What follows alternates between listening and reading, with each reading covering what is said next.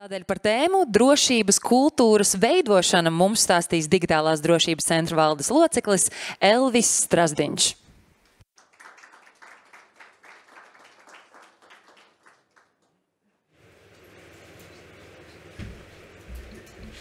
Čau visiem, esmu Elvis Strazdiņš. Varbūt kāds man ir redzējis kaut kur internetā, sociālajos tīklos, bieži vien runāja par drošību. Un šodien es pats arī laikam varu slēgāt, jā.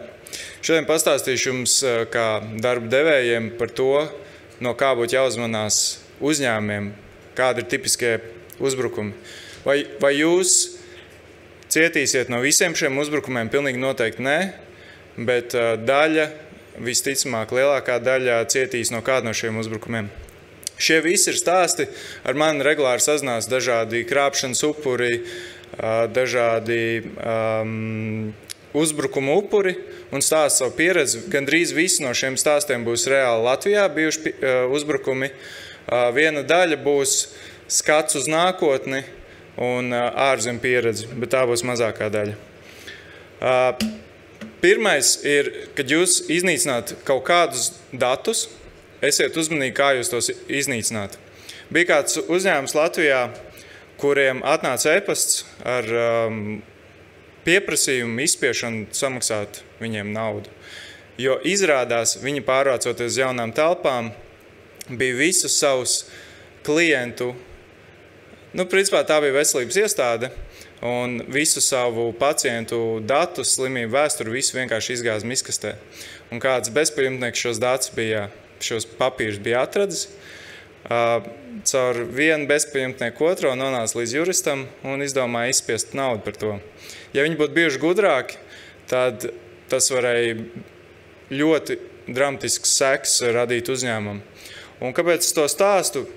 Jo 60% uzņēmumu, mazo līdz vidējo uzņēmumu, kas cieš no kaut kāda veida uzbrukumiem, kiberuzbrukumiem, principā mūsdienās jau grūti nodalīt, kur beidzās kiberuzbrukums un kur sākās parasti, jo liela daļa no šiem uzbrukumiem strādā uz cilvēku smadzenēm. Bet 60% no uzņēmumiem, kur cieš no uzbrukuma, 6 mēnešu laikā bankrotē. Tāpēc, tad, kad jūs nāksiet pie manis vai pie kāda cita speciālista pēc palīdzības, jūs droši vien nenāksiet, jo būs jau pa vēlu. Visticamāk, jūs jau būsiet bankrotējuši. Tāpēc labāk klausieties tagad un ņemiet visu, ko es saku aiz auss, nekā esiet ārā no biznesa. Tālāk, kad vēl viens gadījums, man kāda sieviete pie manis vērsās, viņa saka, ka viņas radniekiem tiek izspiest nauda viņas vārdā. Mēs izmeklējam šo gadījumu un izrādās, viņa bija izmetusi savu telefonu kaut kādā, par to papīru iznīcināšanu, ko es gribu pateikt īsumā, izmantojot P6 papīra smalcinātājs. P6 līmeņi, tas ir pirmais drošais līmenis uzņēmumiem. Un nemēģiniet ar roku plēst, kas ir ļoti slikta ideja vai vēl kaut kādās citos veidos. Sadedzināt vēl var, bet es domāju, ka jūs nededzināsiet. Par šo uzbrukumu sievietei mēs atklājam, ka viņi izmet savu ierīci zaļā punktajos tehnikas nodošanas punktos, un kāds bija uzminējis viņas PIN kodu. Un atslēdz vaļā, un tur bija viss viņas Facebooks un viss pārējais. Jā, jūs teiksiet, teorētisks uzbrukums, iespējams nereāls, bet es šo biju izstāstījis kādā televīzijā, un pie manis atbrauc šī televīzija un teica, pierādi, ka tā var izdarīt. Mēs neticam. Viņš jau bija sagatavojis savu telefonu, ar kur mēs it kā to visu, it kā mēs viltosim, ka tā ir patiesība. Es teicu, atbrauciet uz zaļo punktu, paņemiet pāris telefonus, un mēs kādu noteikti dabūsim. Viņi dabūja kaut kāds 20 telefonus, man atveda, un 8. man izdevās dabūt vaļā. Un tas, kas tur bija iekšā, bija cilvēks meklēja internetā narkotikas, prostitūts, pornogrāfiju, repoja par to, kā viņš pīpē zāli, Facebook konti, visi bija ielogoti e-pastī, telegrams. Principā, ja mēs gribētu, mēs varētu tā cilvēku dzīvi iznīcināt pilnībā. Mēs, protams, šos datus visus iznīcinājām, bet esiet uzmanīgi, kā jūs iznīcināt datus, ne tikai to, kā jūs viņus glabājat. Par USB. Man ļoti patīk šis triks, līdz jums parādīšu. Tā.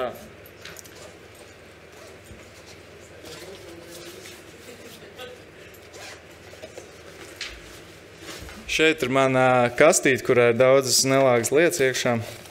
Viena no tām ir šāds te kabelis. Tā principā, ja jūs šādu te kabeli pieslēgsiet pie savu datoru vai telefonu, tur iekšā ir mazs dators ar Wi-Fi moduli, atmiņu, principā pilns dators, kur var programmēt. Ja jūs šādu datoru pieslēgsiet, ja jūs šādu kabeli pieslēgsiet pie savu datoru, principā tas var izdarīt daudz ko ar jūsu datoru, un es līdz arī nodemonstrēšu. Kas ir interesanti, es vienreiz šo kabeli parādīju kādam draugam, viņš teica, jā, var redzēt, ka tas nav Apple kabelis, jo viņam tur tāda kvalitāte, tāda, nekāda un tas. Un kas bija joks, es netīšām sajaucu, un es viņam iedevu īsto. Tā kā būsim reāli, šo nevar atšķirt no īstā Apple kabeļa. Tāpēc ieviesiet savus uzņēmumos politiku, kādas ierīces drīkst slēgt klāt pie savu datoru. Lūk, šāda te flash atmiņa, ja jūs pieslēgsiet pie savu datoru, jūsu dators būs, principā, uzbrucējs var darīt, ko grib. Šeit dators, ja jūs man neticat. Lūk, dators, lītām es viņu atbloķēšu ar savu seju. Jā, dators. Un tagad es pieslēgšu šo te kabeli klāt. Un kabelis sāk darīt savu darbu. Tur ir bišķiņu viņš nogaida. Varbūt arī nē, protams, tad, kad jādemonstrē, tad tas nesanāk. Labi. Varbūt, ka šis dators jau ir iemācījies, ka šo kabeli vienkārši ignorēt. Varbūt, ka tas ir parastais kabelis. Jā, starp citu, mums tā ir. Man sieva, kad lādē telefons, viņa saka, šito var lādēt vai šito nevar, es vairs nevaru saprast. Jā, dators ir nomirs. Tiešām. Jā, mans dators ir diemžēl nomiris. Labi, es prezentācijas laikā to restartēšu un beigās jums parādīšu.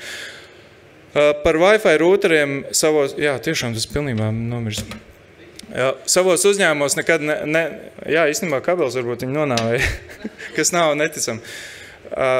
Savos uzņēmumos ieviesiet divus vēlams routerus vai arī vienā routerī divus tīklus saviem klientiem. Nekad nedodiet savu iekšējo paroli savam Wi-Fi tīklam.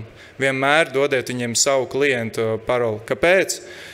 Tāpēc, ka ne jau tāpēc, ka viņi būtu slikti cilvēki un mēģināt kaut ko jūsu tīklā darīt, bet atcerieties to, ka pastāv vīrusi un viņu telefonos vai viņu datoru ierīcēs var būt šie vīrusi, kuri var sākt mēģināt jūsu tīklā visus datorus laust augšā un meklēt caurumus. Tāpēc izvairieties no šī riska un nekad nedodiet savus paroles. Tālāk par Booking šeit bija runa. Iespējams, kāds ir saņēmis šādu vai līdzīgu ziņojumu no Booking, ka, hei, jūs tur reģistrējāt savu viesnīcu, bet mums tur problēmas ar karti, jums nāksies ievadīt vēlreiz karšu datus un tur kaut ko iemaksāt. Šis ir klienta puse, jā, klients ievada, viņu apšmauc un principā viņam noņem naudu. Viss kārtībā, bet jums no uzņēmuma puses šeit ir kāds, kurš pārstāv viesnīcas vai kurš strādā viesnīcā? Nav neviena. Jā, tātad kā šis te notiek? Kāds var būt, ka viesnīcas vārdā kāds kaut ko var uzrakstīt, jo e-pasts noviltot mūsdienās nav iespējams. Principā, un tas uzbrukums ir ļoti interesants. Krāpnieks, kad viņš pieregistrē viesnīcu un aizrakstā šim te klientu atbalsta centram, principā, kas ir administratori, kur visticamāk nav apmācīti IT drošībā, pagaidām. To mēs mainīsim, drīz visi cilvēki būs profesionāļi IT drošībā, bet tas ir laiks. Un viņai atsūta it kā karti un saka, vai es varētu pa šo ceļu nokļūt no autobusa līdz viesnīcai.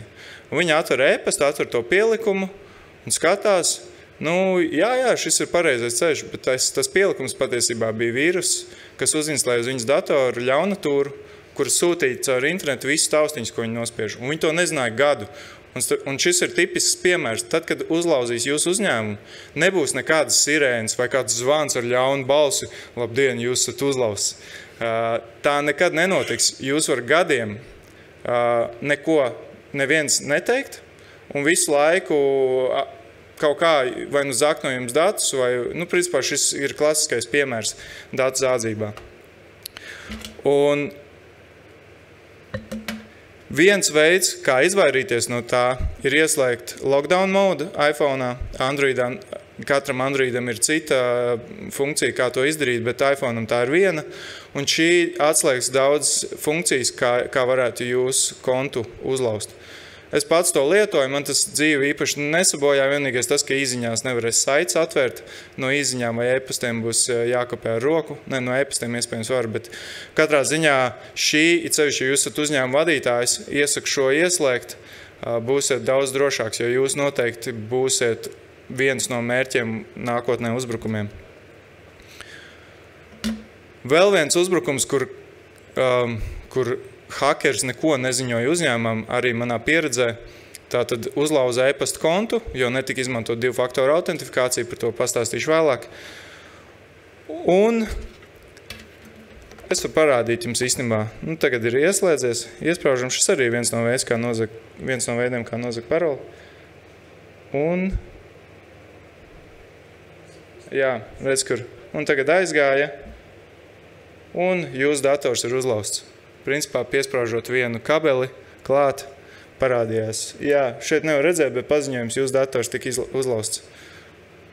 Un tas viss, principā, man neko nedarot, tikai ar kabeli. Šādā un citos veidos var nozagt jūsu e-pasta paroles, un ja jūs neizmantojat 2-faktoru autentifikāciju, tiek jūsu e-pastā, un jūs to pat nezināt. Gadu skenē visus e-pastus, līdz viens liels rēķins, un šo rēķinu e-pastu orģinālo izdzēšu, izmaina nedaudz rēķinu, atsūta jaunu e-pastu, un cilvēks neskatoties atrod šo e-pastu un apmaksā. Un ko daudz nezina, un kāpēc šeit rāda tieši konkrēts viens bankas autentifikācijas logu, jo bankai nav pienākums pārbaudīt, vai konta saņēmēji tas nosaukums sakrīt ar kontu turētāju, jo nav tāds vienots datubāzes, kur to varētu pārbaudīt. Šajā gadījumā šīs bankas, es negribētu teikt, ka tas ir slikti, ko viņi dara. Viņi māca savus klientus, ka uz to nevajag paļauties. Citas bankas iekšējiem maksājumiem pārbauda, piemēram, jūs ievadīsiet nepareizu vārdu, pateiks, ka nav pareizs vārds. Bet uz ārējiem maksājumiem nepārbauda, bet klienti domā, ka uz visurienu pārbauda. Līdz ar to ņemiet vērā, ja jums būs mainīts rēķinā konts, joprojām maksājums aizies, pat ja uzņēmums ir nepareizs. Es varētu uzrakstīt rēķinu no Microsoft ar savu kontu, un nebūs nekādu problēmu maksājumam iziet cauri. Tāpēc izmantojot 2-faktoru autentifikāciju, visi, nekavējoties un visur. Ukrainā viens no uzbrukumiem, ko Krievija veids, bija pilnībā atslēdza no dzīvības vienu slimnīcu un burtiski mira cilvēki, jo ārsti neizmantoja 2-faktoru autentifikāciju. Paroles uzminēt nav sarežģīti mūsdienās. Un tāpēc tas nav pienākums ne tikai pret jūsu uzņēmumu, bet arī pret valsts drošību izmantot 2-faktoru autentifikāciju. Slovākijā bija kāds gadījums, kur it kā politiķis ar preses pārstāvi pārnāja to, kā varētu nopludināt, kā varētu nopirkt balsis. Un tas viņam maksāja, principā, vietu parlamentā, viņš zaudēja tā ieraksta dēļ. Un šis ieraksts bija dziļviltojums. Un dziļviltojumi ir veids, kā noteikti notiks ar vien vairāk uzbrukumu. Šādi visi domā, ka tie ir kaut kādi roboti, kas tur sēž pie datoriem, kaut ko mācās. Un lūk, šādi izskatās dziļviltošana praksē. Tā ir komanda rinda, kur vienkārši notiek kaut kādas komandas un apmāca robotu. Hongkongā bija gadījums, kur cilvēkam piezvanīja it kā uzņēmuma vadītājs, starp citu no uzņēmuma vadītāja numura, jo numurus var mainīt. Tas numurs, kas jums rādās telefonā, var neko nenozīmēt par īsto zvanītāju. Es varu ielikt jebko, es varu ielikt Latvijas banku vienalga. Un prasīja 25 miljonus pārskaitīt. Un cilvēks teica, nē, mēs tā nedaram. Un tad viņi teica, labi, uztaisam Zoom video zvanu, un tur mēs izstāstīsim, kāpēc jāpārskaita. Un, protams, viņš šo Zoom zvanu uztaisīja, un visi tur bija 11 cilvēki pievienojušies. Šis gan nav attēls, bet šis varētu apmēram, kā tas varētu izskatīties. Tātad video zvans, visi runā, jā, cilvēks piekrīt, labi, jā, izskatās ticam, visu grāmatas, taču saka, uzņēmuma vadītājs saka. Un iedomājieties, ja šis būtu tas gadījums, tad tas cilvēks tur stūrī ir īsts un vispārēji ir dziļviltojumi. Un tāda bija tieši tā situācija. Pilnīgi visi cilvēki bija dziļviltojumi. Tāpēc ir jābūt iekšējai politikai, kā jūs veicat pārskaitījumus, un nekādi zūmi un nekādi citi apkārt ceļi nedrīkst būt iespējami. Tieši tāpēc eksistē birokrātija. Un te es jums beigās gribu parādīt kādu novēlējumu. Visiem Latvijas darba devējiem ierosina ieviest miljonu dienu, kad saviem darbiniekiem piešķirat digitālus mājdzīvniekus, lai veicinātu savu uzņēmumu labbūtību. Tiem, kas to izdarīs pirmie, es personīgi ar roku uzrakstīšu Ziemassvētku kartiņu un nosūtīšu to pa pastu. Atcerieties, ka šis ir pats sliktākā tehnoloģija, kāda viņa jebkad būs.